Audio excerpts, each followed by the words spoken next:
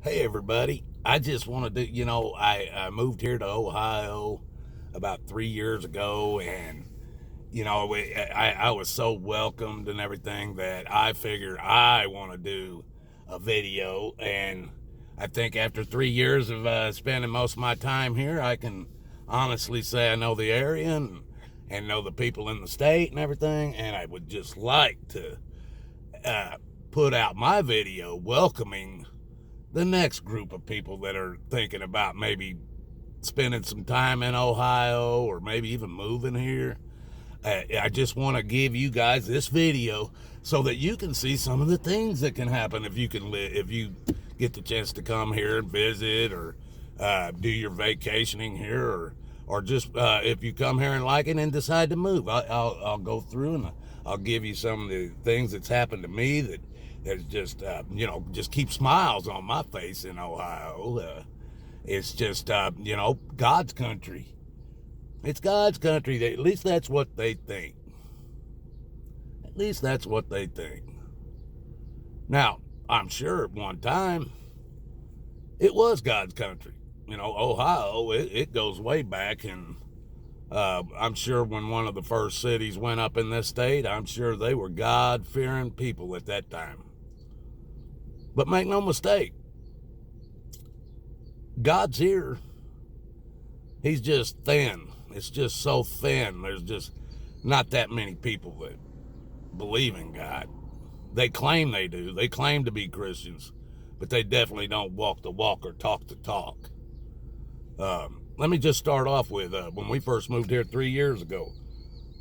My wife gets a ticket in the mail out of Girard, and I'm sure those of you that have lived here at least around that time, or if you've lived here longer than that, then you know this went on for quite a while. That Girard police officers would sit up on a bridge with a camera and a radar gun, and if a car went by and they had it on radar speeding, they just click a picture of it, send the picture to the people whoever owned the vehicle, whoever's the registered owner, send them a ticket, and they would basically go in, pay it, and you really, there is no proof that who was driving the car, just that car was speeding. So my wife got a ticket in the mail because the car that I'm sitting in right now I use for doing my work. Because that my car was photographed and radared going through Girard on the interstate, and they sent a ticket to my wife for the speeding ticket, and demanded she come in and pay it. I think it was $100 or $120. So I said, that's fine. Let's get this. We'll go into court, because I love going in and fighting these bullshit cases like this. It's a joke, and it's easy to beat. Well, I told my wife, you go down there, you go to your job, you get something from your boss. We know what time. It was like 2 o'clock in the afternoon. My wife was at work. We got a statement from her boss saying that she was at work at the time of the ticket. There was no way. There's people that saw her there. The clock, her work shows she was there. There was no way she could have been in that vehicle at that time when that ticket was, that picture was taken, or that car was speeding. So not only that, I told her, because I know for a fact I was in the car at the time. I'm not saying I was in my car by myself, but I was in the car, and I know for a fact she was not in the car. And we went to court with this. Now, Girard had this all set up to that they weren't reporting these tickets to the insurance companies, and they weren't reporting them to DOT. And the way I found this out, when I took that ticket and went into the Girard Police Department, the damn police chief over there, I'm trying to get some information on it, and they're being all fishy about it. The police chief over there comes walking out of his office, and I was asking him about it, and he tells me, "Oh, don't worry about it. It ain't no worse than a parking ticket. Just pay it. We're not going to report it to your insurance company. We're not going to report it to DOT, because I'm going to take the money and stick it in my banking account." Now, he didn't say those last few words, in his banking account, but everything before that was a fact that he said. I've got videos on my channel to back it. Anyway, in order for them to do this, I started researching it. And there was a class action lawsuit, and it's still going on in Ohio. But there was one in Pennsylvania and one in Illinois on both sides of us. And both of those states lost their class action lawsuits against these bullshit tickets like Girard was doing. So when I found out that when we went to court, we were going up in front of a magistrate that they bring up here from Chattanooga, Tennessee. Now, you telling me that's the closest magistrate to deal with the problems in northeastern Ohio, almost 700 miles away? They have to bring a magistrate in from that state? No. The reason why they was bringing a magistrate in from that state, because the shit they were doing was illegal as hell. I went in, I tried to use the evidence that puts my wife not in the car, which we convinced the judge she was not in the car, but he was still saying she had to pay the fine. So he pushed me, and I told him, I said, I don't know if you know if they're about the class action lawsuit that's going on in Ohio, but the governor told everybody in the state to cease and desist on these tickets. If we don't settle this right now, I'm just going to go in and have your name added to that class action lawsuit, Your Honor. Well, Mr. Magistrate out of Chattanooga, Tennessee didn't want no more of this shit. And you guys can think what you want, but you can thank me why those clowns ain't up on that bridge no more, passing them tickets out like it's Halloween. I put a stop to it. Then I come down here I moved down here because my granddaughter's was in such bad shape after her birth and everything.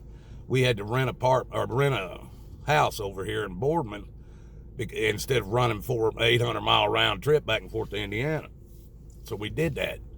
And we went to, we didn't want to bring all of our furniture and shit over here. We wasn't planning on staying here.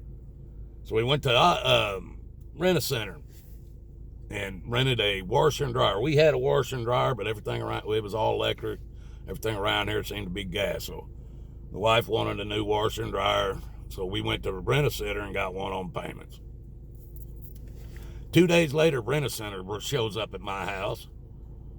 And this guy in a Rent-A-Center truck pulls into my driveway, comes up to the door and demanding some money. And we're going, what the hell's going on? He's saying, I'm the accounts manager and I need some money or we're taking the washer and dryer. My wife tried to tell him, no, we just got the damn thing 2 days ago. We don't owe nothing yet. And he said, ma'am, I don't care. I'm the manager or something to do with the manager and our account manager. And he told my wife he wanted the washer and dryer. Well, I was working out my barn. She comes out, says, Rent-A-Center's here, and they're saying they're taking the washer and dryer. I said, no, they ain't. We just got it. She said, well, you better come out here. So I went out there. This clown's standing there telling me he wants some money or he wants the washer and dryer. I said, pack your ass up and get off my property. He says, no. I said, what do you mean, no? I'm telling you right now, you better get off my property. I'll put you off my property. He said, well, go ahead and try. I'll call the cops. He goes, I'm not leaving here without the washer and dryer now.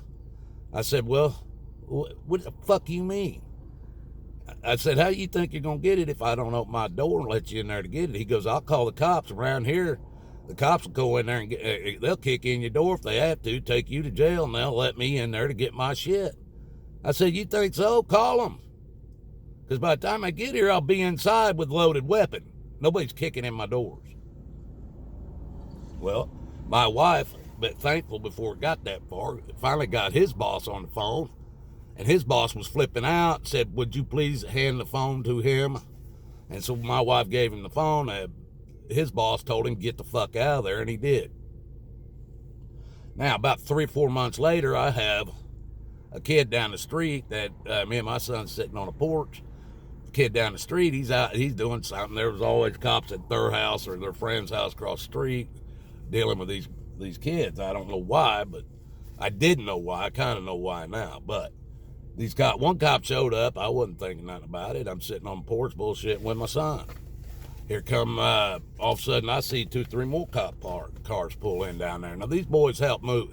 When we moved into the place, these 3 boys come down, the brothers, They asked if they could help, and I told them, look, man, it's cost us so much to move and everything. We just don't have no extra money to pay you, but we appreciate it. And they go, well, you don't have to pay us. We just want to help. There's nothing else to do. So I was like, are you serious? And they said, yeah. So I let them carry some stuff to my garage and stuff. They helped us carry some stuff. So that's all I knew about the boys. Well, these cops, there took 3 of them over there. 4 of them ended up being there, but 2 of them's gloving up like they're getting ready to whoop up on this boy. Well, I told my son, fuck this, I'm going to grab our camera and video these guys. So I did. They were standing in my yard. I didn't leave my yard. The videos on my channel. You guys can go check it out. Boardman, Ohio Police Department, violate my rights. They came on there, I'm walking around videotaping, and about that time, a woman driving an ambulance pulled up out in front of my next door, between me and the house where the cops were.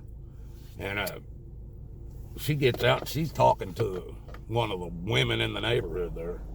And all the cops where the boy was, they ended up walking into the backyard. Well, I could walk right down my driveway and I can see over to their backyard, see what they're doing. So that's what I did. I walked down the driveway, headed to the back of the house so I can record what the cops are doing. Still on my property.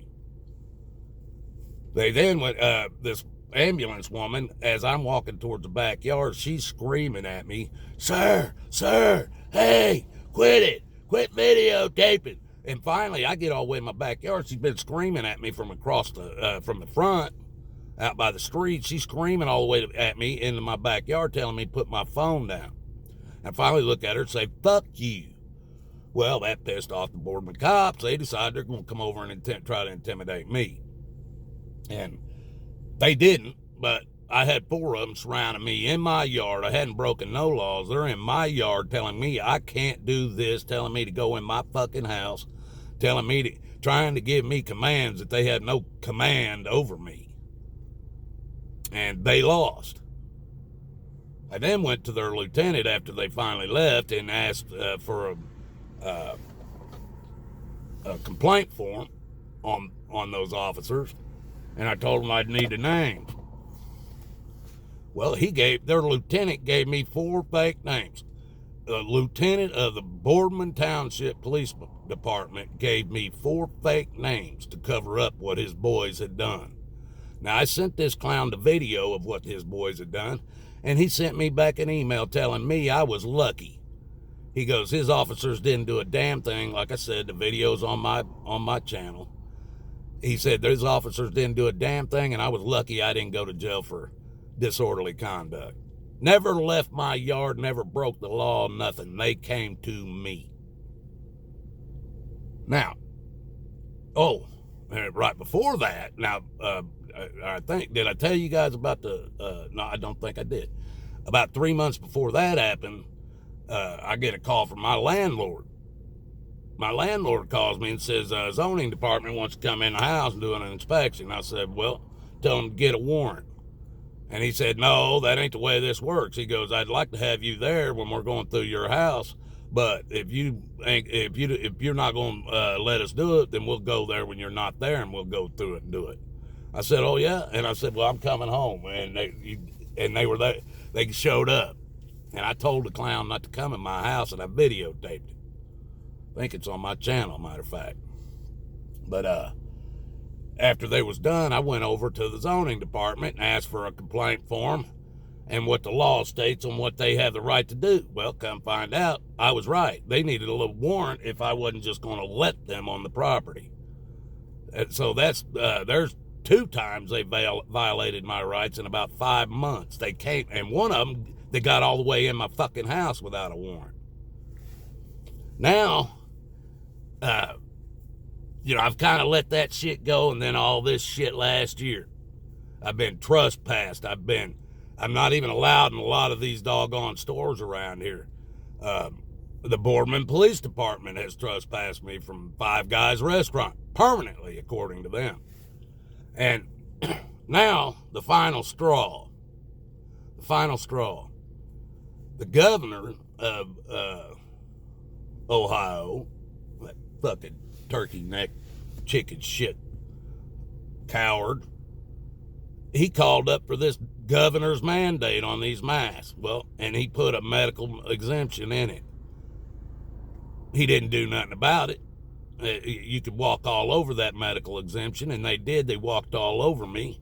Some people put their hands on me.